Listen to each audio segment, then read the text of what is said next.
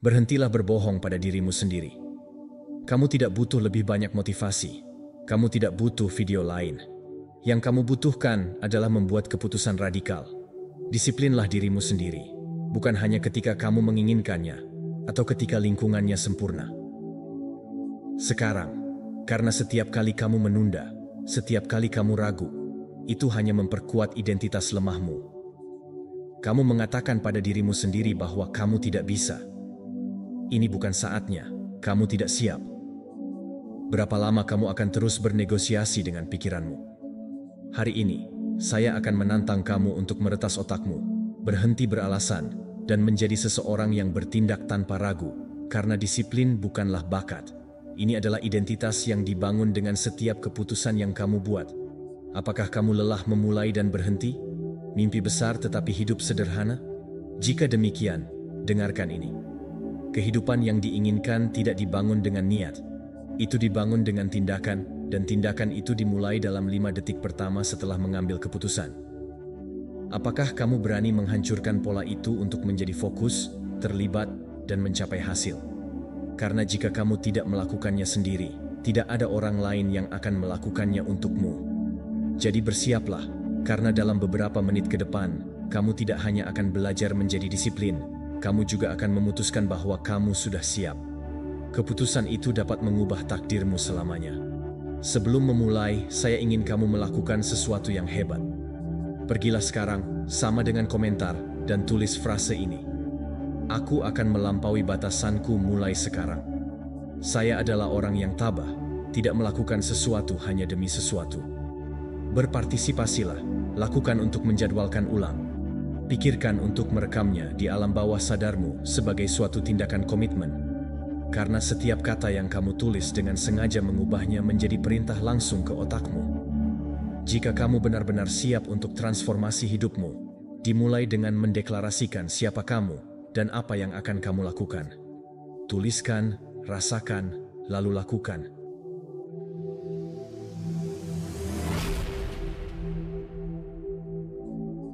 Nomor 1, rumuskan kembali disiplin sebagai fungsi cinta.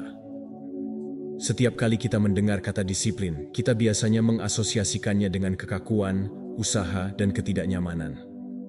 Banyak orang melihatnya sebagai semacam hukuman yang harus mereka jalani untuk mencapai hasil. Tapi bagaimana jika saya bilang padamu bahwa yang sebenarnya, disiplin tidak lahir dari hukuman, tetapi dari cinta? Jika kamu mengerti bahwa setiap saat kamu memilih untuk disiplin, kamu tidak melakukannya karena kamu membenci dirimu sendiri, atau karena kamu tidak cukup baik, tetapi karena kamu mencintai dirimu sendiri secara mendalam, maka perubahan perspektif itu mengubah segalanya. Disiplin bukanlah tentang memaksa diri untuk menyesuaikan diri dengan rutinitas yang kaku atau hidup di bawah rezim militer. Ini adalah cara untuk melindungi energi dan menjaga kesehatan pikiranmu, untuk menghormati tubuh dan tujuanmu. Ini adalah cara untuk mengatakan pada dirimu sendiri, saya cukup penting untuk melakukan apa yang lebih baik untukku, bahkan ketika saya tidak merasa seperti itu. Itu adalah bahasa yang diam dari harga diri yang terwujud dalam tindakan konkret. Pikirkan tentang bagaimana kamu memperlakukan orang yang kamu cintai. Kamu tidak memberikan apapun kepada seseorang yang kamu cintai, yang tidak kamu izinkan untuk terluka. Kamu tidak membiarkannya menghancurkan diri sendiri. Sebaliknya, kamu mencoba untuk tumbuh, sehat, dan merasa di rumah dengan damai. Sekarang, bayangkan menerapkan hal yang sama. Perawatan terhadap diri sendiri yang berbasis disiplin. Dalam mencintai diri sendiri, kamu tidak berolahraga karena kamu membenci tubuhmu, tetapi karena kamu menginginkannya bekerja dengan baik selama bertahun-tahun. Kamu tidak berhenti makan junk food untuk menyiksamu, tetapi karena kamu tahu bahwa kamu pantas mendapatkan energi, suasana hati, dan kejernihan mental yang lebih baik. Will Smith menjelaskan, aku sangat mencintai diriku sendiri, sehingga aku tidak akan membiarkannya menyakitiku dengan memakan pizza, jika aku tahu aku akan merasakannya buruk nanti. Itu kuncinya. Kamu tidak menyangkal dirimu sendiri kesenangan. Kamu mengutamakan kesejahteraanmu.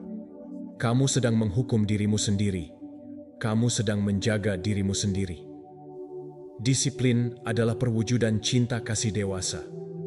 Itu cinta yang berpikir jangka panjang, yang tidak membiarkan dirinya terbawa oleh kepuasan instan, tetapi bertaruh pada pertumbuhan berkelanjutan. Ketika kamu merumuskan kembali disiplin ini, cara agar beban hilang, itu tidak lagi menjadi perjuangan batin, tetapi keputusan cinta. Setiap kali kamu memilih untuk tidur lebih awal, setiap kali kamu belajar alih-alih menunda-nunda, setiap kali kamu bangun dengan berlatih, kamu menegaskan kembali nilai dirimu. Kamu berkata, "Aku pantas mendapatkan ini," dan begitulah. Itu tidak hanya memberi kamu hasil, tetapi tentu saja memberi kamu kedamaian. Akan ada hari-hari ketika kamu tidak memiliki motivasi. Pada hari-hari ketika pikiranmu memberitahu kamu untuk istirahat, ingatlah bahwa disitulah cinta sejati datang. Cinta yang melindungi, tidak menyerah, bahkan ketika itu tidak nyaman. Semakin kamu bertindak dari tempat itu, semakin mudah untuk kembali, karena identitasmu tidak berubah. Kamu adalah seseorang yang memaksakan diri. Kamu adalah seseorang yang dihormati oleh visimu. Stoicisme Marcus Aurelius mengklaim bahwa kita harus hidup sesuai dengan sifat rasional dan alam. Ini memberi kita panggilan untuk bertindak dengan kebajikan dan tujuan. Dengan disiplin, kesederhanaan, maka tidak. Ini bukan penindasan, tetapi pembebasan dari kekacauan, dari impuls yang lewat, keinginan yang mengalihkan kita dari hal-hal yang penting. Stoik tidak mendisiplinkan dirinya sendiri karena kewajiban, tetapi karena dia memahami bahwa ketenangannya tergantung pada pengendalian diri dan kemauan. Pengendalian diri lahir dari kecintaan terhadap kehidupan, kebijaksanaan, dan jiwa kita. Ketika kamu harus membuat keputusan yang sulit, ketika kamu harus memilih antara apa yang nyaman dan apa yang benar, ingatlah bahwa ini bukan hukuman. Ini adalah kesempatan untuk menunjukkan bahwa kamu mencintai dirimu sendiri, sebuah kesempatan untuk memperkuat dirimu dari dalam. Karena disiplin sejati tidak dipaksakan, tetapi dibudidayakan dan ditumbuhkan ketika kamu menjadi sekutu terbaikmu sendiri. Dari setiap kebiasaan, ini adalah pernyataan cinta diri yang diam, menjadi tipe orang yang sangat menghargai dirinya sendiri, yang tidak mengkhianati tindakannya. Koherensi dengan apa yang ingin kamu bangun, dan kamu akan melihat bagaimana motivasimu berubah, energi harga dirimu. Karena ketika kamu mencintai prosesmu, ketika kamu memahami alasannya mengapa kamu melakukan apa yang kamu lakukan, disiplin berhenti menjadi menyakitkan dan mulai sembuh. Nomor 2. Mitos, lakukan apa yang kamu sukai. Kita hidup di budaya yang terus-menerus mengulang frasa seolah-olah itu adalah formula ajaib untuk kebahagiaan. Lakukan apa yang kamu sukai dan kamu tidak akan pernah bekerja sehari pun dalam hidupmu. Kedengarannya bagus, memotivasi, bahkan menginspirasi. Tapi ide itu sangat romantis dan populer, bisa menjadi jebakan berbahaya jika kita tidak memahaminya dengan kedalaman. Karena bahkan ketika kamu melakukan apa yang kamu cintai, akan ada hari-hari di mana kamu tidak mencintainya. Bahkan gairah terbesar pun memiliki saat-saat kelelahan dan frustrasi. Rutinitas tidak semua hal yang kamu sukai akan membuatmu merasa bahagia sepanjang waktu. Dan itu adalah masalah sebenarnya dengan mitos melakukan apa yang kamu sukai. Banyak orang meninggalkan sesuatu segera setelah mereka merasa sulit, berpikir, jika ini sangat melelahkan, jika terkadang aku tidak bersemangat, mungkin itu bukan untukku. Dan saat itulah mereka menyerah, tapi itu bukan karena kurangnya tujuan, itu adalah kurangnya disiplin. Karena apa yang benar-benar membawa kamu jauh, bukan hanya gairah, adalah kemampuan untuk mempertahankan diri sendiri secara konstan, bahkan ketika antusiasme disiplin diri menghilang. Ini adalah kemampuan untuk bergerak maju saat kamu merasa tidak ada motivasi untuk belajar, mencintai proses, bahkan ketika itu tidak menyenangkan. Itulah yang membedakan mereka yang berprestasi dari hasil nyata. Siapapun bisa mulai dengan energi, tetapi hanya mereka yang belajar untuk mempertahankan komitmen dalam monoton, dalam ketidaknyamanan, dalam kelelahan, adalah mereka yang menyelesaikan karir. Ketika kamu mengubah fokus dari "itu harus menyenangkan" dan "itu harus berharga", semuanya berubah. Kamu tidak lagi melakukan hal-hal hanya untuk emosi, tetapi untuk tujuan. Kamu tidak lagi bangun sendirian saat kamu merasa seperti itu, tetapi karena kamu tahu bahwa setiap langkah membawamu lebih dekat ke kehidupan yang kamu inginkan. Kamu mulai memahami bahwa mencintai apa yang kamu lakukan bukan berarti mencintai semuanya. Kedua cara, tetapi untuk menghormati keduanya, tujuan yang ingin kamu capai, melewati kesulitan apapun untuknya.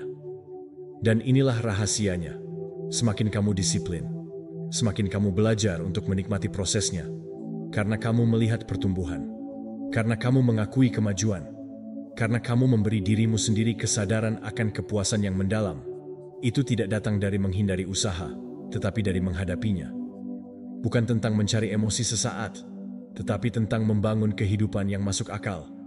Apakah kamu ingin menjadi seniman hebat, menjadi pengusaha sukses, menjadi atlet berkinerja tinggi? Kemudian bersiaplah untuk mencintai hari-hari yang membosankan.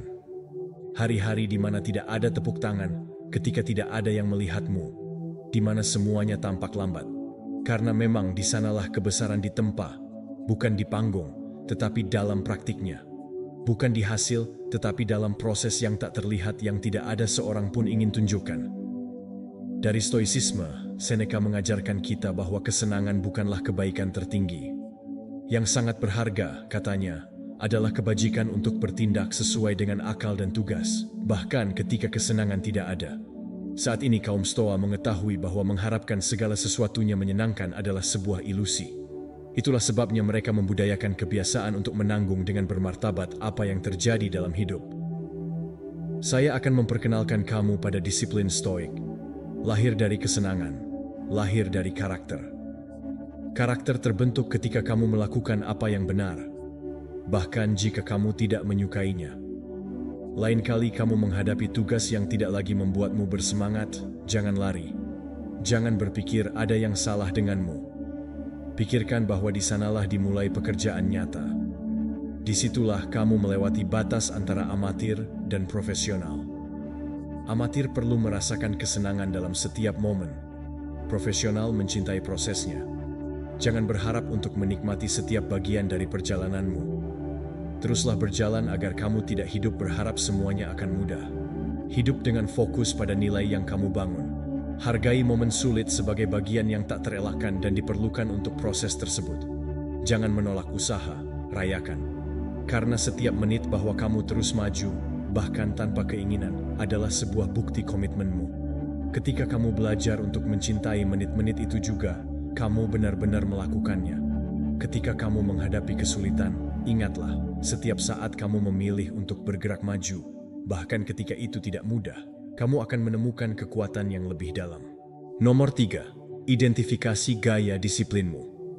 Disiplin tidak semua orang mencapainya dengan cara yang sama, dan salah satu alasan mengapa banyak orang gagal dalam usaha mereka untuk menjadi lebih disiplin adalah karena mereka mengikuti model yang tidak sesuai dengan sifatnya.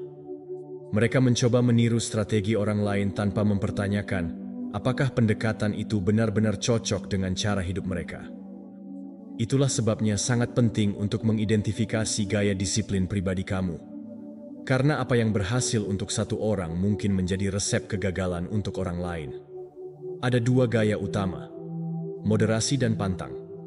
Keduanya valid, keduanya dapat membawa kamu ke tujuan yang sama. Kontrol pribadi yang lebih besar, dan kebiasaan hidup yang lebih teratur. Tapi jalannya berbeda, dan mengetahui mana yang milikmu dapat membuat perbedaan. Antara maju terus dengan kuat, atau terjebak dalam siklus frustrasi yang konstan. Moderasi adalah gaya mereka yang bisa menikmati sedikit indulgensi tanpa kehilangan keseimbangan. Dengan orang-orang yang bisa makan hanya sepotong kue dan melanjutkan. Mereka bisa beristirahat selama sehari tanpa itu berubah menjadi seminggu pengabaian. Mereka bisa melakukannya pada suatu sore gratis tanpa rutinitas yang berantakan. Gaya ini membutuhkan banyak pengendalian diri, menyempurnakan kemampuan untuk mengukur dan mengatur impuls tanpa perlu menghilangkan kesenangan sama sekali. Tapi ada kelompok lain yang bekerja lebih baik dengan abstinensi total. Mereka adalah orang-orang yang jika mereka mencoba satu gigitan, mereka ingin menyelesaikannya. Jika mereka beristirahat selama sehari, maka biayanya mahal jika mereka kembali. Jika mereka melakukan pengecualian, akhirnya membenarkan banyak hal. Lebih banyak untuk tipe orang seperti ini, cara terbaik untuk berdiri teguh adalah dengan tidak bernegosiasi. Jangan membuka pintu, jangan memulai. Karena mereka tahu bahwa konsesi kecil bisa menjadi jatuh besar. Tidak ada gaya yang lebih unggul dari yang lain. Yang penting adalah untuk mengidentifikasi mana yang menjadi milikmu. Dan ini bukan dilakukan dengan teori, tetapi dengan observasi. Perhatikan perilakumu. Tanyakan pada dirimu sendiri, dapatkah saya mengendalikan impuls saya ketika saya membiarkan diriku sedikit, atau saya kehilangan kendali atas pengecualian yang memotivasi saya, atau saya mengacaukan apa yang telah berhasil bagi saya di masa lalu? Dalam hal ini, jawaban akan menunjukkan jalanmu. Prinsip ini didukung oleh ilmuwan yang mempelajari manajemen diri dan pengendalian diri. Mereka menunjukkan bahwa orang-orang yang menyesuaikan strategi mereka dengan gaya pribadi, mereka lebih sukses dalam mempertahankan kebiasaan sehat. Bukan tentang memiliki lebih banyak kemauan keras, tetapi tentang merancang sistem yang bekerja dengan cara kamu beroperasi. Karena ketika kamu selaras dengan psikologi dirimu sendiri, disiplin mengalir dengan lebih sedikit gesekan. Dari perspektif filosofis Stoik, ide ini juga terjadi. Kaum Stoa mengajarkan bahwa jalan menuju kebajikan tidaklah unik. Itu memerlukan pengetahuan diri yang dibicarakan oleh Epictetus. Hidup sesuai dengan kodratmu bukanlah tujuanmu. Bukan untuk memaafkan diri sendiri, tetapi untuk memahaminya, untuk menguasainya. Kaum Stoa tidak mencoba menjadi orang lain, tetapi berusaha menjadi yang terbaik dalam batasan dan kemungkinan mereka sendiri. Jika untuk itu, kamu harus menghindari sesuatu yang menyeretmu ke hal yang berlebihan, hindari. Jika kamu dapat berinteraksi dengannya, lakukan dengan moderasi tanpa kehilangan kontrol. Kuncinya adalah bertindak dengan kebijaksanaan, tidak dengan kekakuan buta. Jadi luangkan waktu hari ini untuk mengevaluasi bagaimana kamu mungkin menghadapi disiplinmu. Apakah kamu telah mencoba untuk menenangkan diri ketika kamu benar-benar perlu memotongnya dari akarnya? Atau mungkin kamu terlalu ketat dan itu telah menimbulkan kecemasan bagimu? Ketika kamu bisa memberi dirimu sedikit fleksibilitas tanpa kehilangan fokus, jangan menghakimi diri sendiri. Sesuaikan. Ketika kamu memiliki kejelasan, rancanglah kebiasaan yang disengaja. Jika kamu seorang yang berpantang, jangan bermain dengan api. Benar-benar hilangkan apa yang kamu tahu membuatmu kehilangan kendali. Jika kamu seorang moderat, berikan ruang untuk menikmati, tetapi dengan struktur. Ingatlah bahwa disiplin diri bukanlah cetakan tetap, ini adalah seni pribadi. Proses penyetelan internal yang penting. Jangan ikut jalan orang lain, tetapi temukan milikmu dan jalani dengan teguh. Karena ketika kamu memilih strategi yang konsisten dengan gaya disiplinmu, itu tidak lagi terasa seperti perjuangan, dan mulai terasa seperti pilihan alami.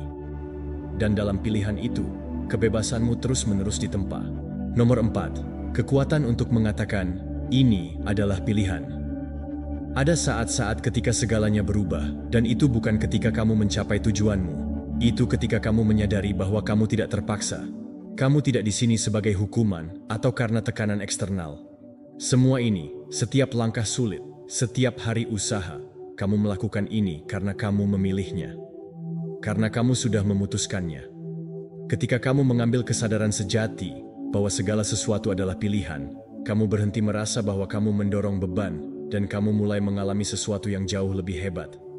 Tujuan tindakan sederhana untuk memberitahu kamu bahwa ini adalah pilihan, untuk memprogram ulang pikiranmu, mengubah usaha menjadi kekuasaan. Kamu tidak lagi menanggung sesuatu yang kamu alami. Dengan menaklukkannya, kamu tidak memenuhi kewajiban. Kamu menanggapi panggilan karena kamu mungkin tidak melakukannya. Kamu bisa menyerah, kamu bisa terganggu, atau melarikan diri seperti yang dilakukan banyak orang. Tapi tidak, kamu melakukannya. Kamu menghadapinya, dan itu memberimu energi yang sangat berbeda. Ketika kamu hanya fokus pada hasil akhir, memberikan pengakuan, uang, atau validasi, kamu memutuskan motivasimu dari sekarang. Kamu menderita setiap langkah karena kamu tidak melihatnya sebagai bagian dari perjalanan, tetapi sebagai hambatan untuk apa yang kamu inginkan. Tapi ketika kamu fokus pada proses sebagai pilihan sadar, kamu menemukan bahwa ada juga kesenangan dalam usaha. Dopamin dalam mengatasi kesulitan dalam komitmen. berhenti menjadi hukuman dan menjadi praktik. Kamu memilih untuk berlatih. Kamu memilih untuk membaca. Kamu memilih untuk bekerja pada dirimu sendiri. Kamu memilih untuk bertahan ketika semuanya mengundangmu untuk menyerah. Ketika kamu mengulang kebenaran itu di dalam dirimu, ini adalah pilihanmu, terhubung dengan bagian terkuat dari dirimu. Perhatikan bagian yang tidak bereaksi, tetapi memutuskan bahwa perubahan pendekatan ini sangat penting, terutama pada saat-saat terburuk, kesulitan saat tubuhmu sakit, ketika kamu kelelahan, ketika kamu merasa tidak maju. Pada saat itu, jangan mengulang bahwa kamu harus melakukannya. Katakan, "Aku memilih ini karena aku ingin." Dengan kalimat itu, kamu mengembalikan kontrol, dan kontrol mengembalikan persepsi kekuasaan atas keputusanmu, mengaktifkan dopamin yang berhubungan dengan usaha, lebih memotivasi, lebih dalam, dan lebih berkelanjutan daripada hadiah eksternal. Tahukah kamu bahwa otak bereaksi secara berbeda ketika kamu melakukan sesuatu berdasarkan pilihan, meskipun itu sulit? Ilmu saraf mendukungnya. Ketika kamu menyadari bahwa itu adalah tugas yang sulit, kamu secara sukarela mengerjakannya. Otak mengaktifkan pusat penghargaan yang meningkatkan resistensi, mengurangi perasaan lelah, dan meningkatkan konsentrasi. Jadi, menikmati usaha bukanlah mitos. Itu mungkin jika kamu menghadapi pilihan, bukan dari kewajiban. Dari stoicisme, ini sangat terkait dengan kebebasan. Epictetus berkata, "Hal yang penting bukan apa yang terjadi padamu, tetapi bagaimana kamu menafsirkannya." Salah satu interpretasi yang paling kuat adalah ini: kamu tidak dipaksa oleh kehidupan. Kamu memilih bagaimana menjalaninya. Kamu mengambil tanggung jawab aktif untuk pertumbuhanmu. Kamu memilih rasa sakit itu memperkuat, bukannya kesenangan yang mengalihkan perhatianmu. Sang Stoik menidurkannya, tetapi tidak menghindari usaha tersebut. Dia memeluknya karena dia tahu bahwa di dalam usaha terdapat kebajikan. Jadi, janganlah melarikan diri ketika menghadapi kesulitan. Jangan menempatkan dirimu dalam peran korban yang menderita setiap langkahnya. Ingatkan dirimu setiap hari bahwa ini adalah pilihanmu. Kamu memilih jalan ini karena kamu memiliki visi. Karena ada sesuatu di dalam dirimu yang tahu bahwa kamu bisa melakukan lebih banyak. Karena ada versi dirimu yang lebih kuat, lebih bijaksana, dan lebih bebas menunggu di sisi lain upaya. Setiap saat kamu memilih untuk bergerak maju, bahkan ketika itu tidak mudah, kamu akan menemuinya. Lakukanlah. Frasa itu adalah mantra pribadi ketika kamu sulit untuk bangun, ketika kamu duduk frustrasi, ketika rasa sakit mengunjungi kamu. Saya melakukan ini karena saya memilihnya. Dan jika kamu memilih ini, maka kamu dapat melakukan ini. Karena tidak ada yang lebih kuat dari pikiran yang memilih jalannya, bahkan ketika jalan itu terbakar. Jika kamu melakukannya seperti itu, ya, kamu mempertahankan kesadaran itu. Kamu akan menemukan bahwa kamu tidak hanya akan mencapai tujuan, tetapi kamu akan menikmati setiap langkah sebagai manifestasi kekuatan batinmu. Karena pada dasarnya itulah kebenarannya. Nomor 5. Kejujuran dengan diri sendiri adalah kunci untuk meningkatkan disiplin. Perbaikan yang sesungguhnya tidak dimulai ketika kamu memutuskan untuk bangun lebih awal, atau ketika kamu mencoba mengikuti rutinitas baru. Ini dimulai ketika kamu melihat dirimu sendiri dengan jujur, brutal. Kamu mengatakan kebenaran tanpa alasan, tanpa hiasan, tanpa pembenaran. Karena selama kamu terus menutupi kesalahanmu, kamu terjebak di dalamnya. Kebenaran pertumbuhan dimulai dengan keberanian untuk mengakui kesalahan yang kamu lakukan. Jujurlah pada dirimu sendiri. Itu tidak nyaman. Itu membutuhkan kerendahan hati. Itu membutuhkan kamu untuk menghadapi refleksimu tanpa filter. Sadari bahwa kamu sedang menunda-nunda. Kamu hanya membuang-buang waktumu. Gangguan yang tidak kamu tangani. Tubuh yang banyak kamu bicarakan tentang tujuanmu, tetapi bertindak sangat sedikit. Dan ya, untuk awalnya, memang menyakitkan. Karena mengakui kegagalan meninggalkanmu dengan beban yang berat. Tapi ini juga memberimu kekuatan. Karena sementara kamu hidup dalam penyangkalan, kamu tidak bisa berubah. Tapi ketika kamu menerima, kamu mulai berubah. Istirahatlah, tutup matamu, dan tanyakan pada dirimu sendiri dengan jujur. Apa yang sedang aku lakukan membuatku menjauh dari kehidupan yang aku inginkan? Perilaku apa yang aku miliki yang mengulangi, meskipun aku tahu mereka sedang menyabotase diriku? Alasan apa yang aku percayai? Sebagian besar orang tidak berani menjawab pertanyaan ini. Itulah mengapa mereka tetap di tahun yang sama setelah bertahun-tahun. Tapi kamu tidak di sini untuk membenarkan diri sendiri. Kamu di sini untuk berkembang, untuk maju. Dan kamu tidak bisa maju membawa kebohongan. Luangkan waktu untuk menuliskan apa yang kamu lakukan salah. Ya, di atas kertas harus spesifik. Namakan kebiasaan yang menghentikanmu. Lakukan perilaku itu yang kamu ulang-ulang sambil tahu bahwa itu tidak ada gunanya bagimu. Pola mental yang menyabotase fokusmu. Ini bukan tentang menghukummu, ini tentang memilikimu kejelasan. Karena apa yang tidak kamu sebutkan tidak berarti kamu bisa berubah. Setelah kamu memilikinya, daftar. Jangan mencoba mengubah segalanya. Terkadang tidak perlu. Hanya pilih satu. Satu-satunya kebiasaan negatif yang bisa kamu mulai untuk berubah hari ini mungkin adalah berhenti menggunakan telepon segera setelah kamu bangun. Mungkin itu berhenti menunda apa yang kamu tahu bisa kamu lakukan. Yang harus kamu lakukan mungkin adalah berhenti makan tanpa hati nurani, atau berbicara denganmu dengan kekerasan. Tidak peduli apa, yang penting adalah kamu memutuskan untuk menghadapinya dengan keberanian. Disiplin tidak hanya dibangun dengan kemauan keras, tetapi dibangun dengan kejujuran, dengan kemampuan untuk memberitahu dirimu, ini tidak berfungsi, dan bertindaklah. Oleh karena itu, disiplin lahir dari rasa hormat yang kamu miliki untuk dirimu sendiri. Dan rasa hormat itu dimulai ketika kamu memutuskan untuk tidak berbohong pada dirimu sendiri lagi. Dari stoicisme, praktik ini telah memiliki akar yang dalam. Epictetus mengajarkan bahwa langkah pertama menuju kebajikan adalah untuk mengetahui dirinya sendiri dengan jelas. Tidak ada seorang pun yang bisa memperbaiki apa yang tidak berani mereka lihat. Marcus Aurelius dalam meditasi yang dia tulis untuk dirinya sendiri dengan ketulusan brutal, tidak menghukum diri sendiri, tetapi untuk mengoreksi dirinya sendiri agar tetap berada di jalan menuju kebajikan.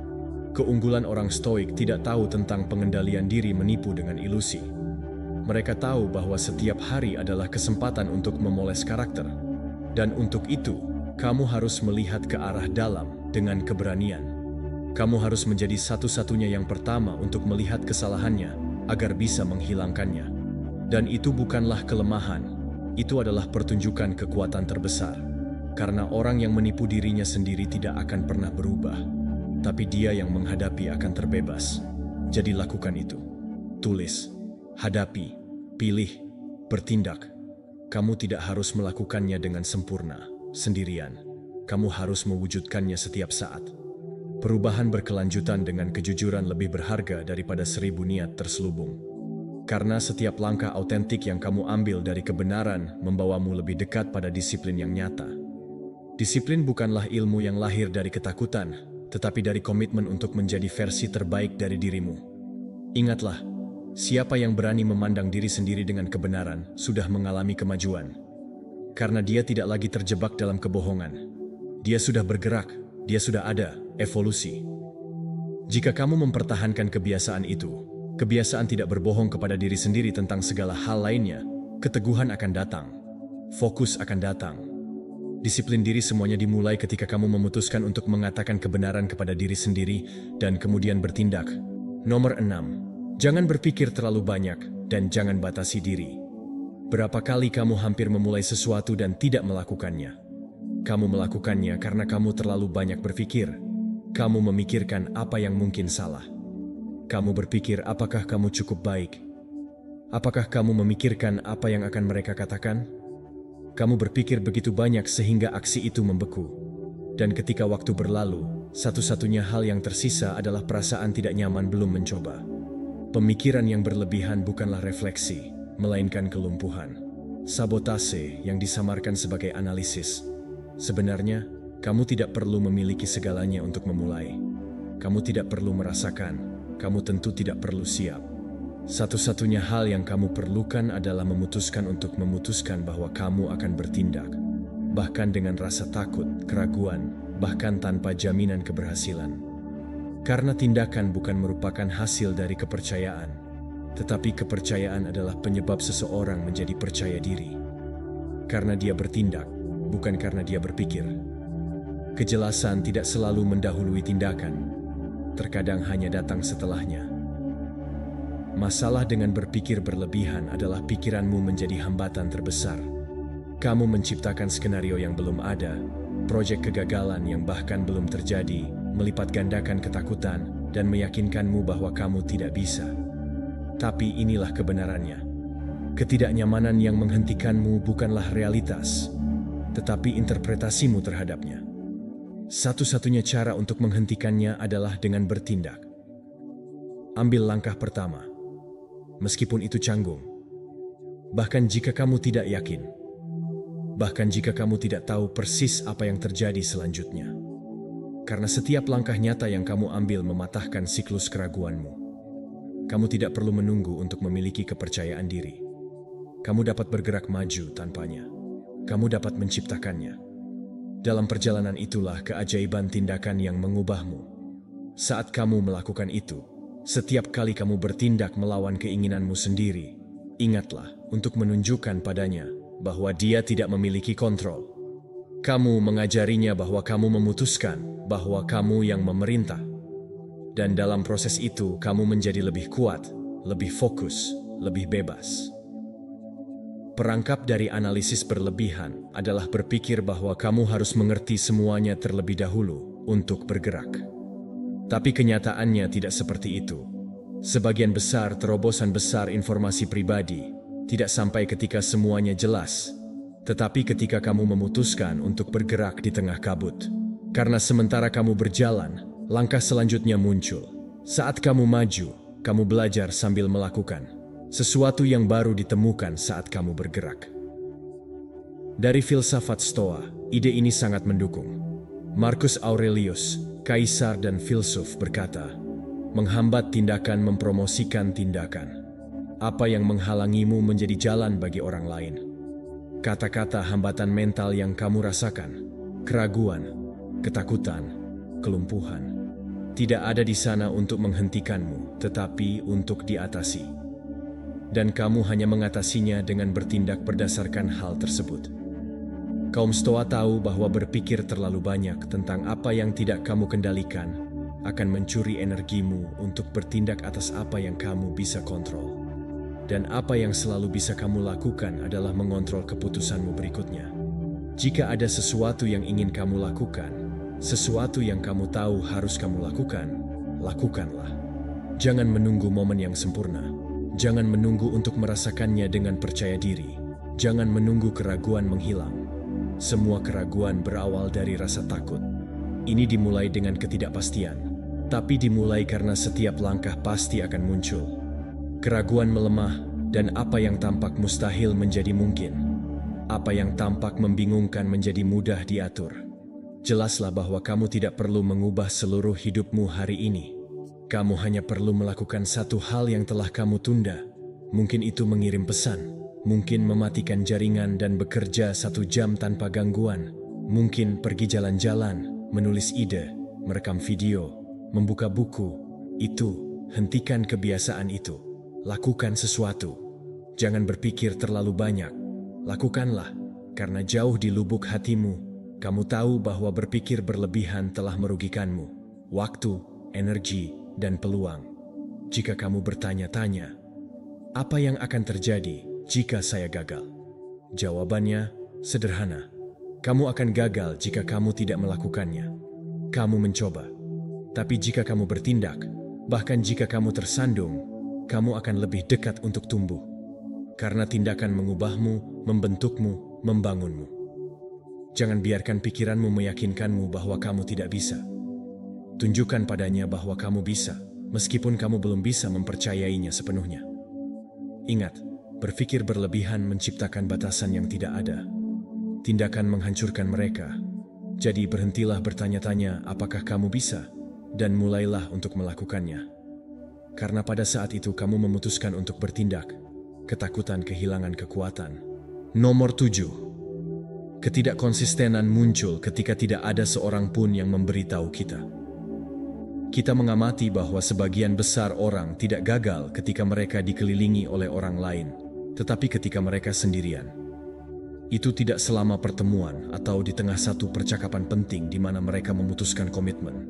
Ada di ruangan saat alarm berbunyi dan tidak ada orang lain yang mendengarnya. Ini adalah saat ketika tidak ada seorang pun yang melihat di mana disiplin sejati diterapkan. Bukti ketidakkonsistenan tidak menampakkan dirinya di hadapan dunia, tetapi dalam keintiman, dalam hal yang tak terlihat, dalam apa yang hanya kamu tahu. Dan itu ada penjelasannya sederhana. Ketika tidak ada tekanan sosial, pikiran mencari cara mudah untuk membenarkan. Rasionalisasi, menunda hari ini tidak masalah. Hari ini, aku pantas mendapatkannya. Itu adalah kalimat lembut yang tampaknya tidak berbahaya, tetapi memiliki kekuatan yang dahsyat. Karena dipasang sebagai kebiasaan diam yang tidak disadari, masing-masing konsesi kecil tersebut mulai melemahkan struktur disiplinmu sedikit demi sedikit. Kamu menjauh dari standar yang ingin kamu pegang. Lihatlah contoh orang yang tidur dengan pasangan. Jarang menekan tombol tunda alarm. Kenapa? Karena ada orang lain yang hadir. Ada kesadaran eksternal yang secara tidak langsung memperkuat komitmen. Tapi jika dia sendirian, godaan untuk menunda muncul. Dengan memaksa pikiran tahu bahwa itu bisa gagal tanpa ada yang menyadari. Dan itu adalah bahaya ketika tidak ada saksi. Tampaknya tidak ada konsekuensi, tetapi konsekuensinya ada di sana. Bukan di mata orang lain, tetapi dalam kehilangan harga diri. Itu penting untuk memahami bahwa pengamat yang paling penting bukan siapa yang ada di luar dirimu.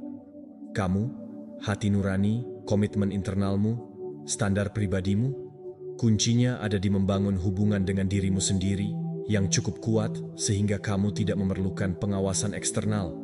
Jika di awalnya memang ada strategi yang harus dapat membantu kamu mensimulasikan kehadiran itu.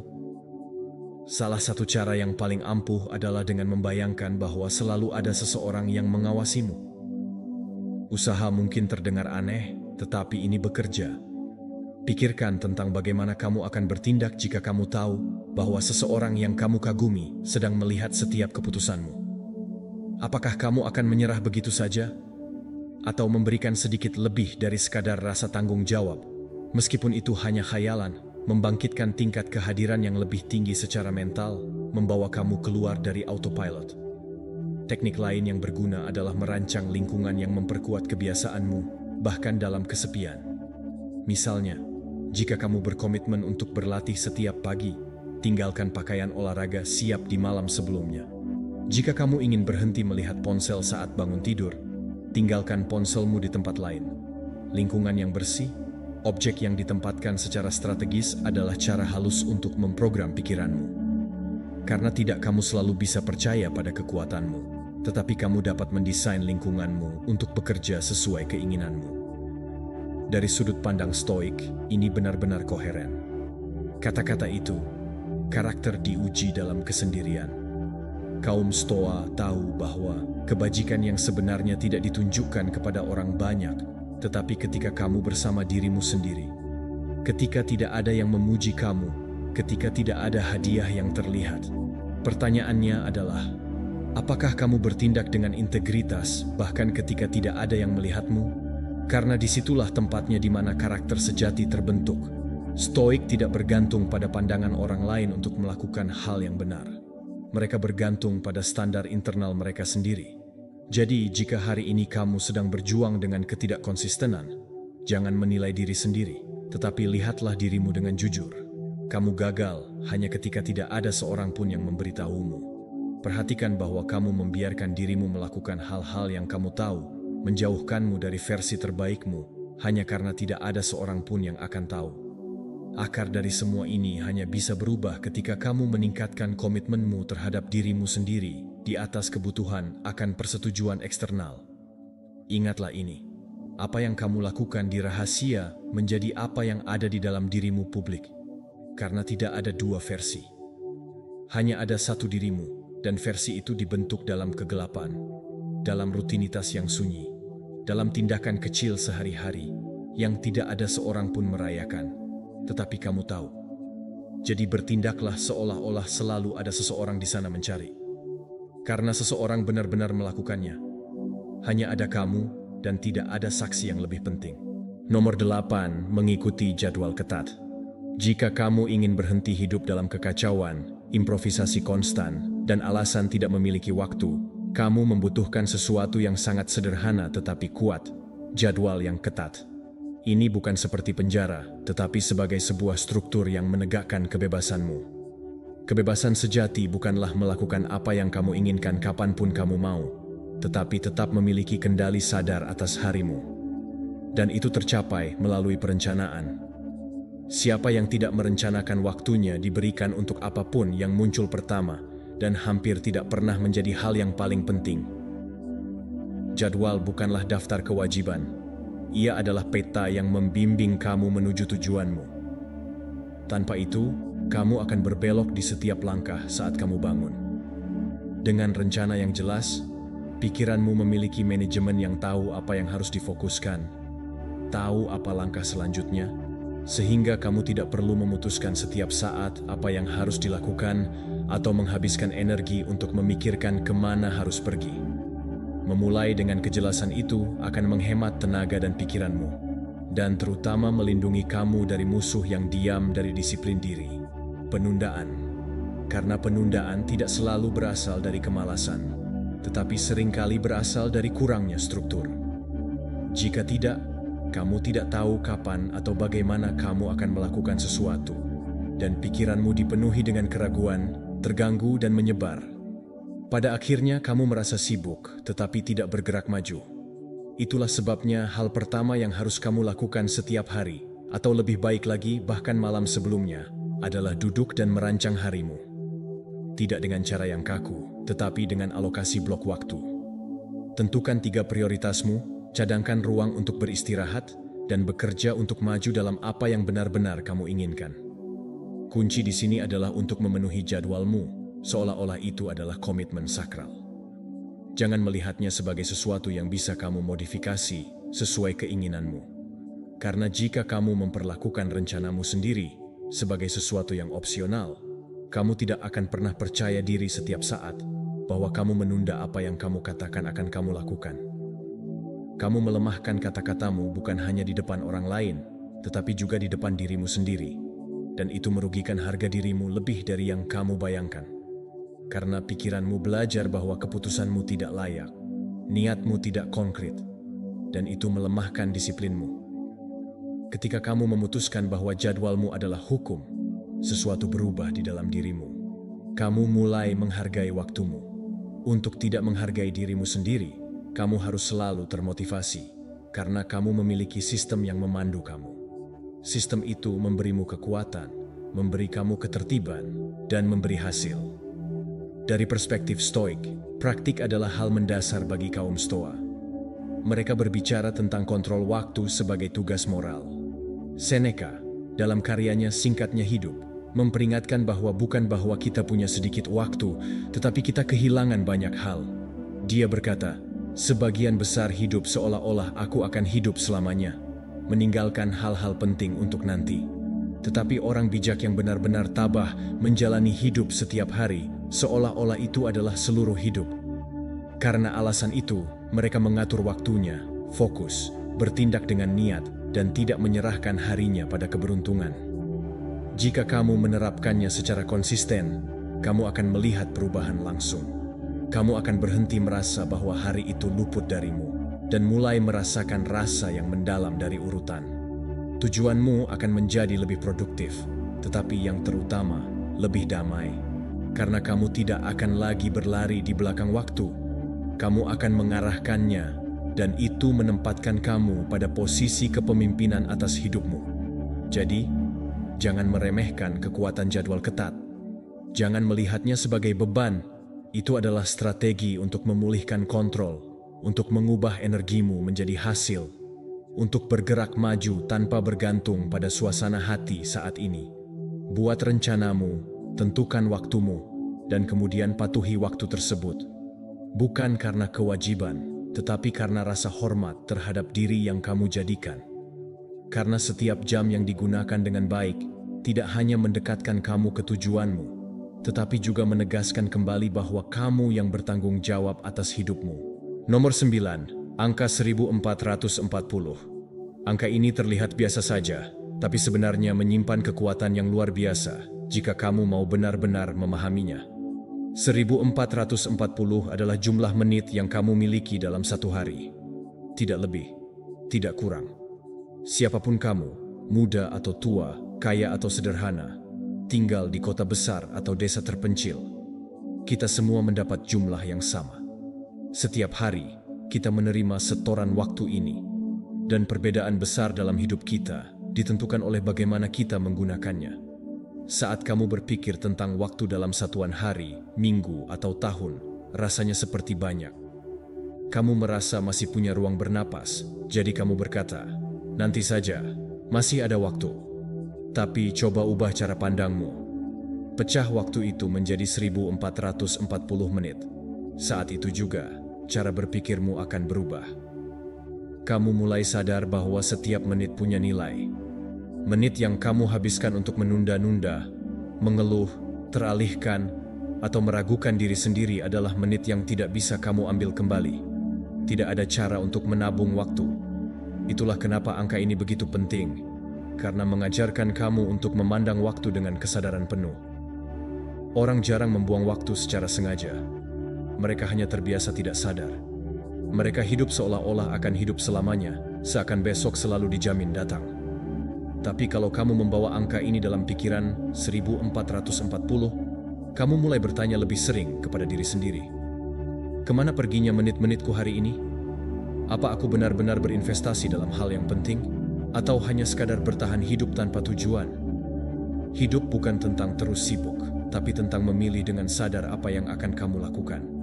Berhenti berkata, "Aku tidak punya waktu," dan mulai katakan, "Aku belum menjadikannya prioritas." Karena sejujurnya, kamu punya waktu. Kamu hanya mungkin belum membaginya dengan bijak. Banyak menit yang hilang untuk obrolan tanpa arah, gangguan dari notifikasi, pikiran negatif, atau kebiasaan yang tidak memberi nilai tambah. Disinilah kamu bisa mulai mengambil langkah nyata. Ambil angka 1440, tulis di kertas, tempel di dinding, jadikan wallpaper handphonemu, bahkan gunakan sebagai password jika perlu. Bukan untuk membuatmu stres, tapi sebagai pengingat lembut.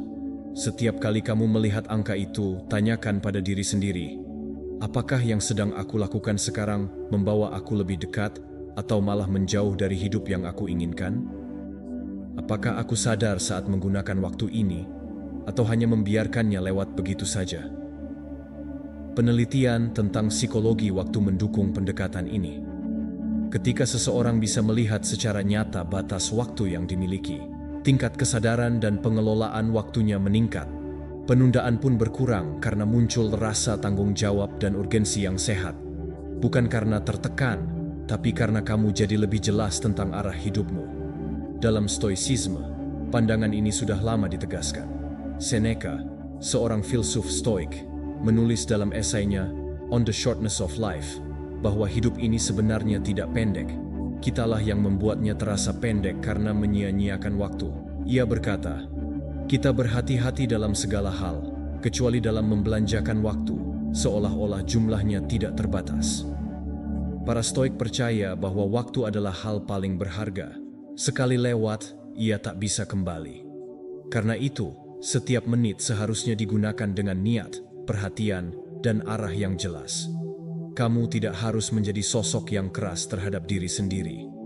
Cukup hadir dalam setiap tindakan. Bahkan jika kamu sedang santai atau menonton film, lakukanlah dengan sadar.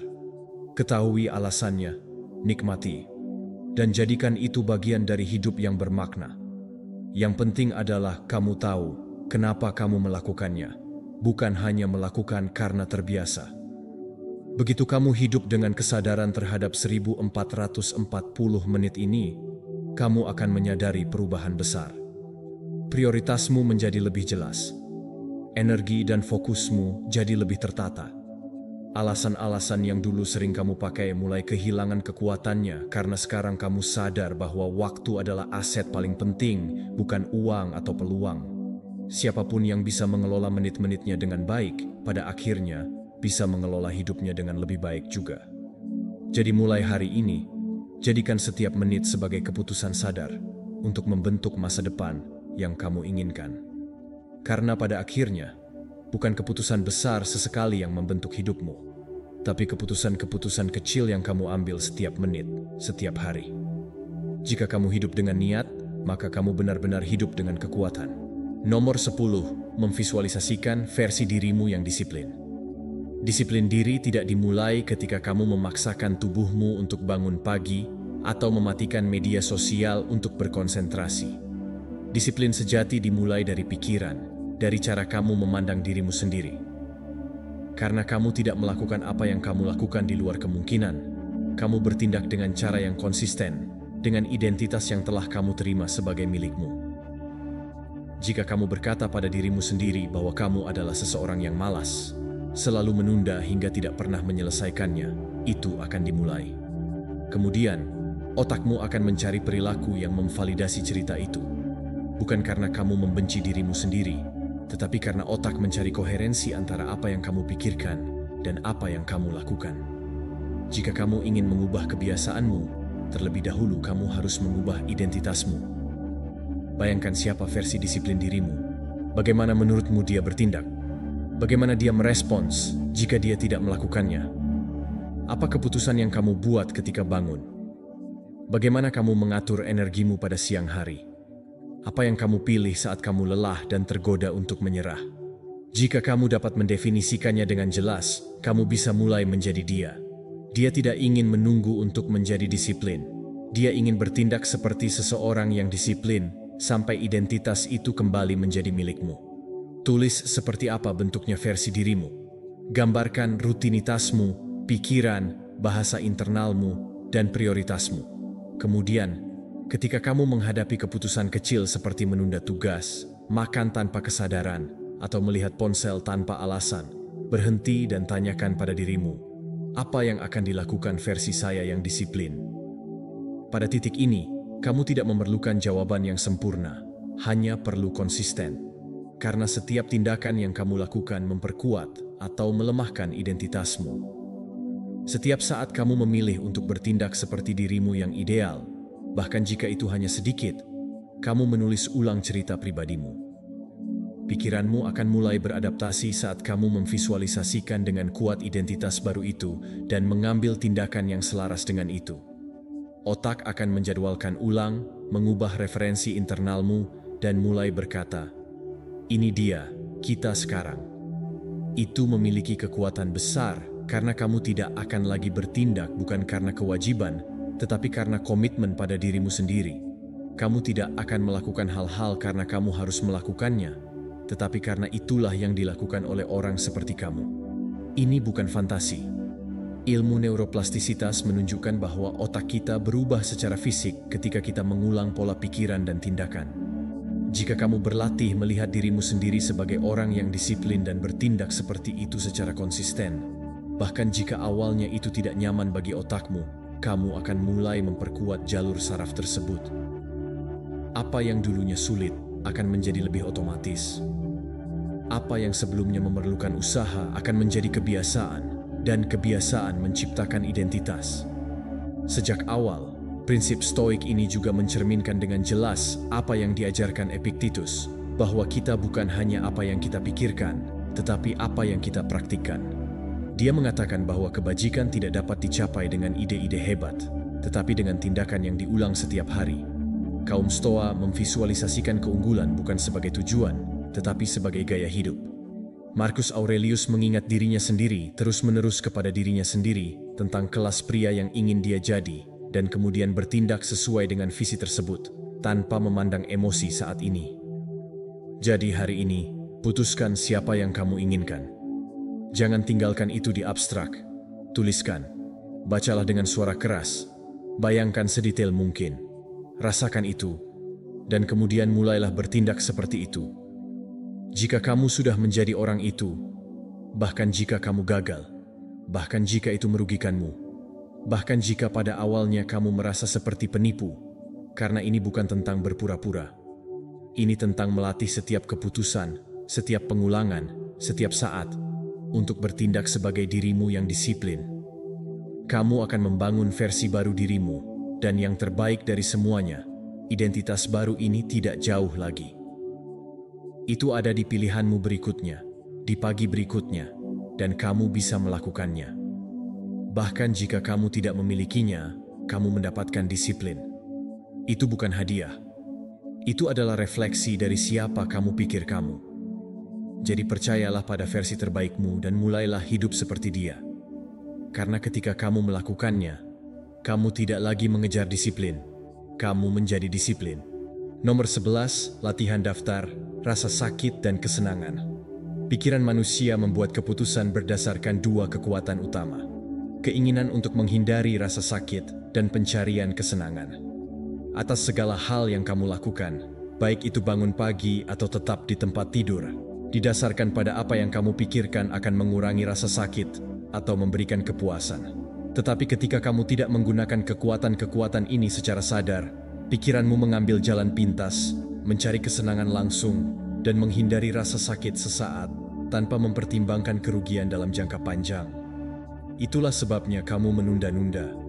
Kamu menunda hal-hal penting, karena pikiran hanya melihat apa yang terlihat saat ini dan mengabaikan harga yang akan kamu bayar nanti. Disinilah latihan paling ampuh untuk memperkuat disiplin diri, daftar rasa sakit dan kesenangan. Ini bukan sesuatu yang terdengar sangat dalam pada awalnya, tetapi ketika kamu melakukannya dengan kejujuran, itu mengubah perspektifmu secara lengkap. Karena itu menempatkan di depanmu realitas yang biasanya kamu hindari untuk dilihat. Konsekuensi dari kurangnya disiplinmu dan imbalan yang kamu tinggalkan. Mulailah dengan menulis daftar rasa sakitmu. Apa yang kamu kehilangan setiap saat ketika kamu memilih untuk menunda? Mungkin kamu merasa cemas, ketidakpuasan terhadap diri sendiri, stagnasi, frustrasi, rasa bersalah. Mungkin kesehatanmu memburuk, hubunganmu menderita, atau impianmu perlahan menjauh, dan kamu bahkan tidak menyadarinya. Tuliskan semuanya dengan jelas. Jangan bersembunyi di balik frasa lembut. Bersikaplah jujur secara brutal. Rasa sakit hanya bekerja sebagai motor ketika kamu menghadapinya dengan mata terbuka. Kemudian, buat daftar kedua tentang kesenangan. Apa yang akan kamu dapatkan jika kamu memutuskan untuk tetap disiplin? Mungkin kedamaian batin, tubuh yang lebih kuat, pikiran yang lebih kuat, karier yang lebih solid, kebebasan finansial, stabilitas, kebanggaan diri. Bayangkan bagaimana kehidupan kamu dalam 6 bulan jika kamu menjaga kedisiplinanmu setiap hari. Tuliskan, rasakan, dan visualisasikan dengan detail. Karena ketika kamu terhubung secara emosional dengan masa depan itu, kamu tidak lagi melihatnya sebagai ide yang jauh. Kamu melihatnya sebagai sesuatu yang nyata yang bisa kamu bangun. Latihan ini memiliki dukungan ilmiah. Visualisasi konsekuensi dan hadiah mengaktifkan wilayah otak yang terkait dengan pengambilan keputusan rasional dan pengaturan diri. Ketika kamu membuat apa yang ada di dalam menjadi nyata, permainan pikiranmu tidak lagi fokus pada dorongan, tetapi bertindak berdasarkan arahan. Kejelasan menggantikan alasan dan motivasi, tidak lagi bergantung pada keadaan dorongan. Dari Stoicisme, prinsip ini memiliki akar yang sangat kuat. Kaum Stoa menggunakan rasa sakit sebagai pengingat. Marcus Aurelius menulis dalam bukunya Meditasi tentang pentingnya mengingat apa yang terjadi ketika seseorang hidup didominasi oleh keinginan dan kesenangan yang mudah. Dia berkata, kita harus membayangkan konsekuensi dari tindakan kita sebelumnya untuk bertindak dengan bijaksana. Bagi kaum Stoa, rasa sakit bukanlah musuh, itu adalah guru. Dan kesenangan bukanlah sesuatu yang objektif, itu adalah konsekuensi dari tugas yang dipenuhi. Dengan cara ini, lain kali kamu kekurangan kemauan, jangan mencari motivasi eksternal, carilah motivasimu sendiri. Bacalah daftar rasa sakit yang kamu hindari. Jika kamu memilih hal yang benar, bacalah kesenangan yang sedang kamu bangun. Jika kamu merawatnya, disiplin akan terhubung denganmu. Tarik napas dalam-dalam dan bertindaklah. Begitu kamu jelas tentang apa yang dipertaruhkan, alasan kehilangan kekuatan dan komitmennya muncul. Lakukan latihan ini secara rutin. Perbarui daftar kamu setiap minggu. Tambahkan emosi pada mereka. Bacakan dengan keras jika perlu. Dan terutama gunakan sebagai jangkar ketika keraguan muncul.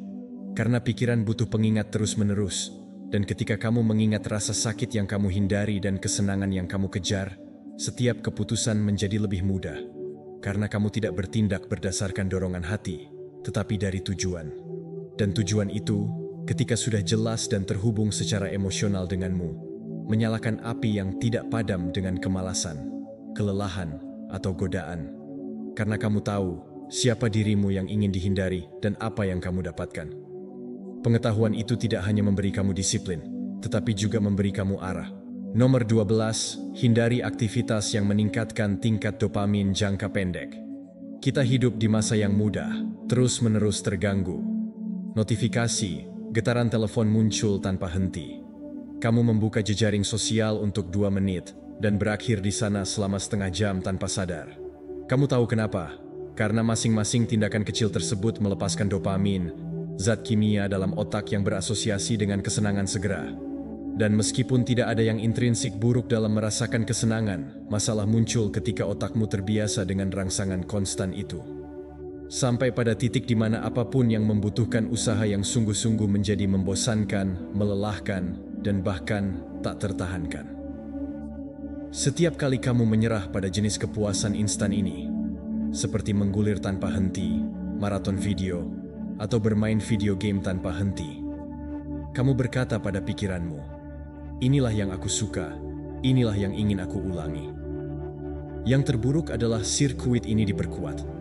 Otakmu mulai membutuhkan lebih banyak dan lebih banyak rangsangan untuk merasakan sesuatu. Dan kemudian tugas-tugas seperti belajar, bekerja, bermeditasi, membaca, dan berolahraga tampak tidak mungkin. Kenapa? Karena mereka tidak memberikan luapan kenikmatan sesaat, tidak melepaskan dosis dopamin yang sama. Tetapi mereka adalah hal-hal yang benar-benar mengubah hidupmu. Ada kekuatan untuk mengurangi atau menghilangkan aktivitas yang meningkatkan dopamin jangka pendek. Karena apa yang kamu lakukan bukan hanya sekadar berhenti melakukan sesuatu yang dangkal. Kamu sedang melatih otakmu untuk menemukan kembali kepuasan di kedalaman yang lambat dalam hal-hal yang penting. Di awal, itu akan terasa sulit karena kamu telah mengondisikan pikiranmu untuk selalu mencari imbalan langsung. Tetapi jika kamu menahan dorongan pertama itu, kamu mengatasi ketidaknyamanan awal. Karena tidak mengangkat telepon setiap 5 menit, sesuatu yang kuat terjadi. Fokusmu meningkat, kejernihan mental meningkat, dan disiplin dirimu diperkuat. Ini bukan tentang mencoba untuk menolak semua kesenangan. Ini tentang mengambil kontrol untuk memutuskan kapan, bagaimana, dan mengapa apa yang kamu lakukan. Bukannya membiarkan dirimu sendiri diseret oleh paksaan yang cukup. Tetapkan batasan. Misalnya, kamu dapat menjadwalkan waktu untuk meninjau batas jaringan, waktu layar dengan aplikasi kontrol digital, atau bahkan melakukan diet dopamin selama beberapa hari untuk mengatur ulang dirimu. Ilmu otak mendukung hal ini. Ketika otak menerima terlalu banyak dopamin secara terus-menerus, reseptor menjadi jenuh, dan kapasitas untuk menikmati rangsangan yang lebih sederhana berkurang. Ketika kamu menguranginya dari sumber hadiah cepat, pikiranmu memulihkan kepekaan alaminya, dan tugas-tugas yang sebelumnya tampak membosankan mulai lebih masuk akal dan menghasilkan kepuasan yang lebih nyata. Dari sudut pandang Stoik, ini selaras dengan pemikiran mereka. Kaum Stoa sangat menghargai moderasi, pengendalian diri, dan resistensi terhadap kesenangan langsung. Epictetus mengajarkan bahwa kita tidak boleh menjadi budak dari dorongan hati kita, tetapi harus mengatur mereka. Bagi mereka, kebebasan sejati bukanlah melakukan apapun yang kamu inginkan saat kamu menginginkannya, tetapi memiliki kekuatan untuk memilih dengan kebijaksanaan yang cocok untukmu dalam jangka panjang. Menghindari ekses bukanlah represi. Kebijaksanaan adalah memperkuat jiwa sehingga tidak bergantung pada rangsangan eksternal untuk berdamai. Jadi, jika kamu ingin menjadi lebih disiplin, jangan memaksakan diri untuk mencapai tujuanmu. Mulailah dengan menghapus apa yang mencuri energi dan keinginanmu untuk memenuhinya. Amati harimu. Berapa kali kamu terjerumus ke dalam kepuasan yang instan? Apa yang bisa kamu hapus atau kurangi? Apa yang bisa kamu ganti dengan sesuatu yang lebih sadar?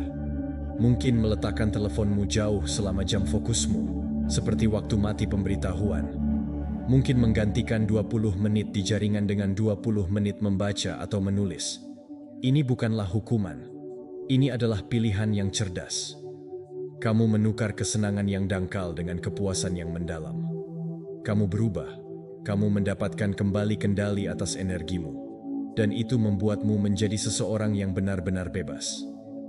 Ingatlah, setiap kali kamu memilih untuk menunda kepuasan sesaat yang kamu inginkan, itu memperkuat karaktermu.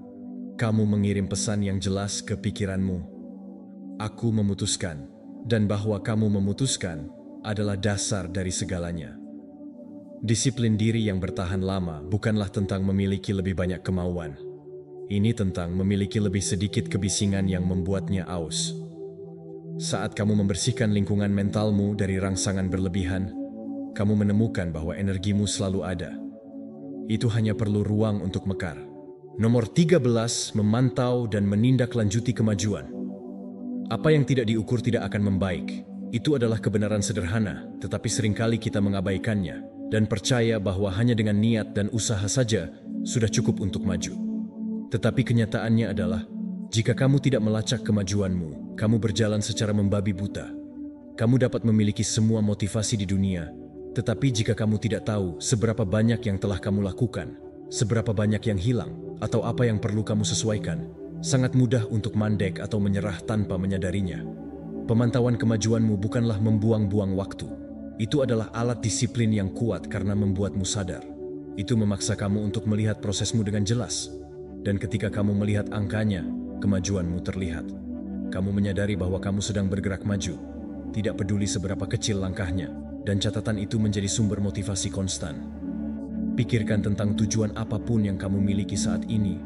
Apakah itu meningkatkan tubuhmu, belajar bahasa, membaca lebih banyak, menulis buku, menghemat uang, atau memperkuat hubunganmu? Ingatlah bahwa semua tujuan tersebut memiliki satu hal yang sama. Mereka membutuhkan konsistensi. Tetapi konsistensi tidak bisa dipertahankan hanya dengan keinginan.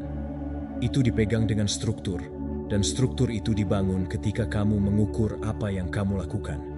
Misalnya, jika kamu ingin meningkatkan fokusmu, catat berapa lama kamu benar-benar bekerja tanpa gangguan. Jika kamu sedang berlatih, buatlah catatan dari jumlah pengulangan, berat, dan perasaanmu. Jika kamu sedang membangun kebiasaan, tandai hari-hari di mana kamu patuh sehingga kamu tahu apakah kamu melakukannya dengan baik atau jika kamu perlu menyesuaikan. Ini bukan satu-satunya teori. Psikologi telah menunjukkan bahwa pemantauan perilaku mengaktifkan mekanisme pengaturan diri di otak. Catat tindakanmu dan pikiranmu mulai membandingkan, mengevaluasi, mengoreksi, dan sebagainya. Ini memperkuat motivasi intrinsik yang tidak bergantung pada penghargaan eksternal, tetapi dari kebanggaan diam-diam melihatmu maju. Ketika kamu melihat bahwa kamu menulis 1000 kata lebih dari kemarin, ketika kamu menghabiskan 5 menit lebih fokus, ketika kamu pergi ke gym 1 hari lagi minggu ini, pikiranmu menafsirkan bahwa kamu sedang berkembang. Dan itu membuat ketagihan, bukan?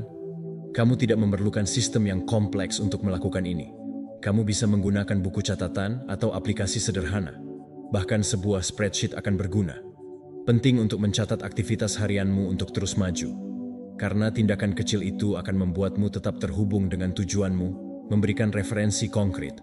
Dan ketika hari di mana kamu merasa gagal datang, kamu bisa melihat kembali dan menyadari bahwa kamu telah melakukan lebih dari yang kamu pikirkan. Ini memperkuat identitasmu. Kamu tidak lagi melihat dirimu sebagai seseorang yang hanya mencoba, tetapi sebagai seseorang yang bertahan, yang membangun, yang maju. Prinsip stoik ini juga sejalan dengan praktik pengamatan diri Marcus Aurelius dalam meditasi. Dia menyimpan catatan konstan tentang dirinya sendiri, pikiran, keputusan, dan kelemahan. Bukan karena ingin sempurna, tetapi karena memahami bahwa jalan menuju kebajikan memerlukan tinjauan harian. Kaum Stoa percaya bahwa jiwa harus diperiksa setiap malam, seperti pedagang yang memeriksa akun. Di mana aku gagal hari ini? Di mana aku berdiri teguh? Apa yang bisa aku tingkatkan? Praktik peninjauan itu setiap malam adalah tindakan kerendahan hati. kesadaran, dan disiplin. Jika kamu melakukannya secara konsisten, kamu mulai memperhatikan pola-pola dalam hidupmu. Temukan jam berapa dalam sehari yang paling produktif, kebiasaan apa yang mengalihkan perhatianmu, dan tindakan apa yang mendorongmu. Kemudian, kamu akan mulai hidup secara strategis, dengan jelas dan dengan maksud. Pelacakan mengubah tujuanmu menjadi sesuatu yang nyata, tidak lagi mengambang seperti mimpi samar. Ini memberi kamu kekuatan, karena kamu tidak lagi berlayar tanpa tujuan. Kamu mengendalikan hidupmu dengan presisi, dan presisi adalah hal yang membuat perbedaan antara mereka yang hanya ingin meningkatkan dan siapa yang benar-benar melakukannya. Jadi, mulailah hari ini. Pilih tujuan, tentukan bagaimana kamu akan mengukur kemajuanmu, dan berkomitmen untuk merekamnya setiap hari. Tidak peduli seberapa kecil, yang penting adalah kamu melihatnya. Karena ketika kamu melihat kemajuanmu, kamu terhubung dengan usaha, dan ketika kamu terhubung dengan usaha, disiplin tidak lagi menjadi beban, tetapi menjadi bentuk kehidupan yang positif. Nomor 14, jangan tukar yang baik untuk lisensi moral yang buruk. Salah satu perangkap yang lebih halus dan berbahaya di jalan menuju disiplin diri, bukanlah kegagalan, tetapi keberhasilan yang dikelola dengan buruk. Ini terjadi ketika Anda melakukan sesuatu dengan baik dan tanpa disadari menggunakan pencapaian itu sebagai alasan untuk menyabotase diri sendiri. Ini disebut lisensi moral. Ini adalah pikiran yang mengatakan, hari ini saya berlatih, jadi saya berhak makan apapun, atau minggu ini saya produktif, jadi tidak masalah jika saya tidak melakukan apapun hari ini. Sekilas, ini terdengar masuk akal, tetapi pola ini menjauhkan Anda dari apa yang benar-benar ingin Anda bangun. Lisensi moral disajikan sebagai hadiah, tetapi jauh di lubuk hati, Anda sedang melakukan negosiasi yang menyamar, menukar sesuatu yang baik yang telah Anda lakukan untuk sesuatu yang Anda tahu tidak baik untuk diri Anda. Anda membenarkan pilihan yang lemah berdasarkan tindakan yang kuat, dan siklus ini, jika tidak dihentikan tepat waktu, dapat membuat Anda terjebak selama bertahun-tahun.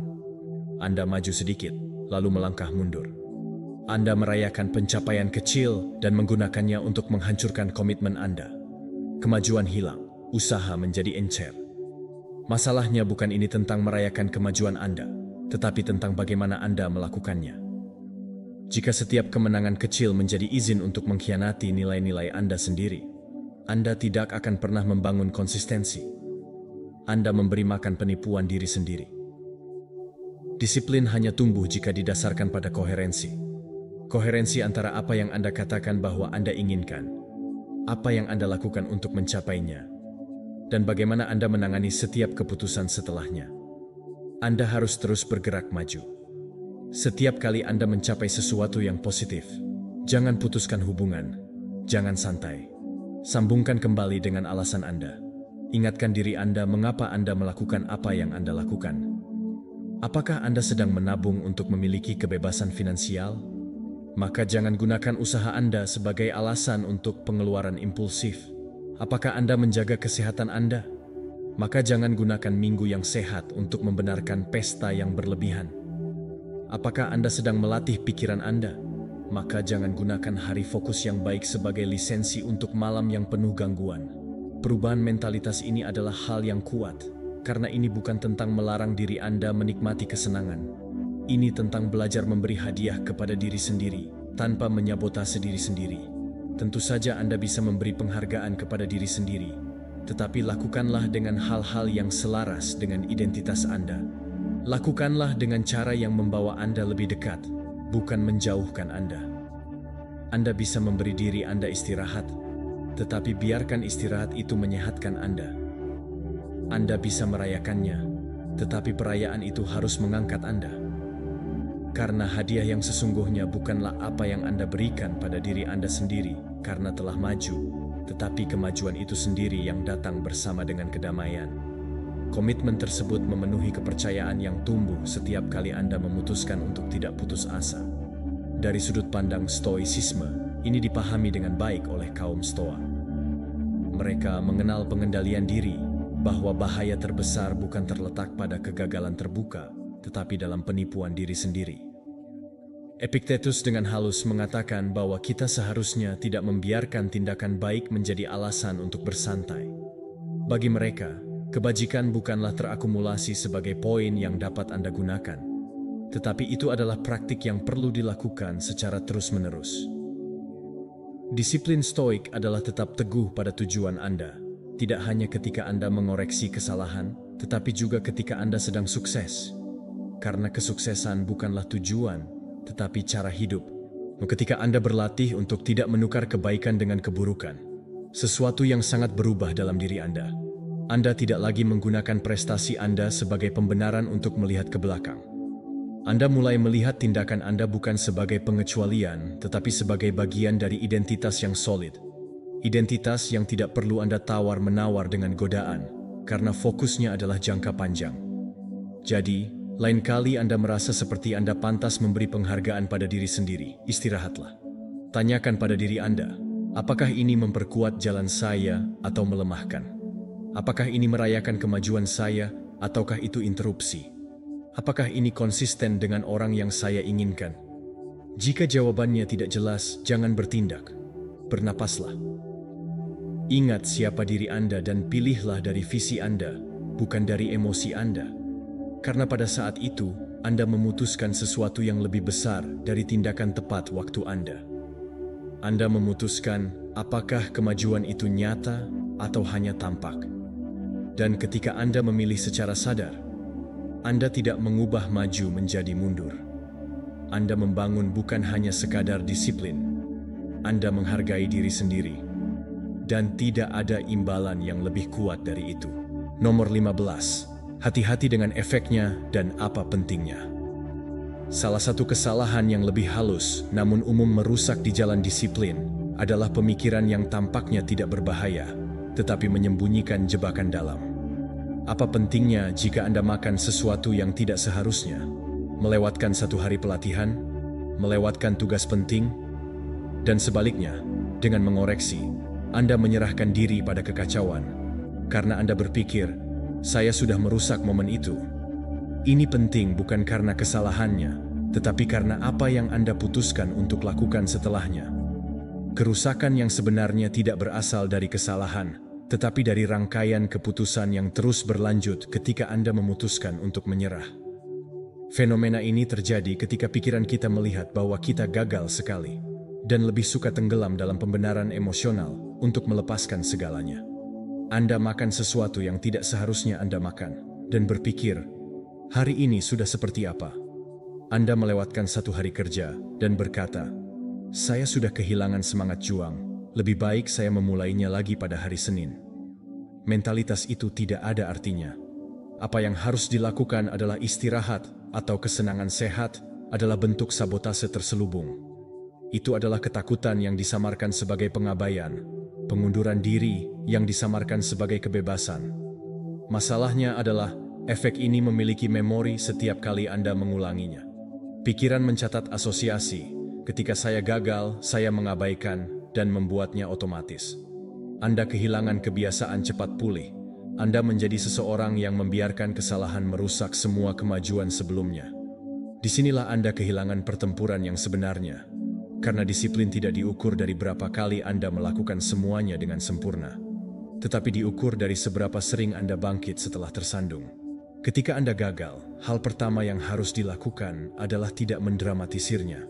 Jangan mengubah kesalahan menjadi drama eksistensial. Anda membuat kesalahan, ya, tetapi itu tidak menghapus semua kerja keras Anda. Itu tidak membatalkan kemajuan Anda. Dan yang terpenting, itu tidak mendefinisikan siapa Anda. Jawaban kedua adalah cepat. Jangan menunggu sampai besok, sampai hari Senin, atau bulan depan. Perbaiki secepat mungkin. Lanjutkan rutinitas Anda. Jika Anda makan sesuatu yang tidak seharusnya, lakukan yang selanjutnya. Jika Anda melewatkan jam produktif, jangan luangkan waktu untuk membangun narasi kekalahan. Ketiga, maafkan diri sendiri dengan keteguhan, bukan karena kelemahan, tetapi karena tanggung jawab. Pengampunan bukanlah permisif, itu adalah pengakuan bahwa Anda gagal, belajar, dan terus maju dengan kekuatan yang sama dan komitmen yang sama. Siapapun yang memaafkan dirinya sendiri dengan integritas, mengulang kesalahan yang sama berulang kali, belajar dari mereka, menjadi lebih sadar, dan semakin kuat seiring waktu. Dari Stoicisme, ide ini tercermin jelas. Kaum Stoa tidak bercita-cita untuk kesempurnaan, tetapi menuju kebajikan yang konstan. Mereka tahu bahwa kesalahan adalah bagian dari perjalanan. Epictetus mengajarkan bahwa ketika kita gagal, kita tidak perlu menghukum diri kita sendiri dengan rasa bersalah yang berlebihan, tetapi untuk mengoreksi diri kita sendiri dengan kebijaksanaan. Aurelius juga menulis bahwa tidak ada rasa malu karena terjatuh, tetapi malu karena tidak bangkit kembali. Bangun setiap hari bagi kaum Stoa adalah kesempatan baru untuk bertindak benar. Setiap saat bisa menjadi pembaharuan komitmen. Kuncinya adalah memperlakukan setiap kejatuhan sebagai permulaan kembali, bukan sebagai akhir. Ketika Anda berlatih untuk merespons dengan tenang, bertanggung jawab, Anda memutus siklus penghancuran diri. Anda mendapatkan kembali kendali. Anda mendapatkan kembali harga diri. Anda memulihkan kedisiplinan Anda seperti ini. Lain kali Anda gagal, jangan biarkan itu menjadi awal dari pengabaian. Jadikan itu titik di mana Anda menegaskan kembali komitmen Anda. Ambil kendali. Anda tidak memerlukan waktu sehari untuk langkah berikutnya. Anda hanya perlu tidak menyerah. Setiap keputusan diperhitungkan. Setiap pemulihan semakin kuat. Semakin cepat Anda merespons, semakin sedikit kekuatan yang dimiliki pikiran merusak tentang Anda. Anda di sini bukan untuk melakukan segalanya dengan benar. Anda di sini untuk melakukannya lebih baik dan lebih baik lagi. Ini melibatkan kegagalan, tetapi juga melibatkan terus bertahan dan pulih. Karena itu yang mendefinisikan Anda, bukan kejatuhan Anda, tetapi kemampuan Anda untuk bangkit. Jika Anda mempertahankan prinsip itu, Anda akan menemukan ruang di pikiran Anda. Anda akan tahu bahwa kesalahan bukanlah akhir, tetapi kesempatan sempurna untuk menunjukkan kepada diri Anda siapa Anda benar-benar bertekad untuk menjadi. Jika Anda telah mencapai akhir video ini, itu bukan kebetulan. Ini mengatakan banyak hal tentang Anda. Ini menunjukkan bahwa Anda siap meninggalkan alasan dan berkomitmen pada transformasi Anda. Jadi sekarang, saya ingin Anda menutup momen ini dengan sebuah pernyataan komitmen. Pergilah ke komentar dan tuliskan, "Saya melanggar batasan saya. Mulai sekarang, saya adalah seorang stoik." Lakukan seperti perangko, seperti berjanji pada diri sendiri. Karena kata-kata yang Anda tulis tanpa maksud apapun hanya akan tinggal di layar. Terekam dalam pikiran Anda, dan setiap kali Anda membacanya, setiap kali otak Anda mengulanginya, itu akan mengerti bahwa Anda benar-benar berubah. Ini bukan sekadar video, ini adalah permulaan dari mentalitas baru.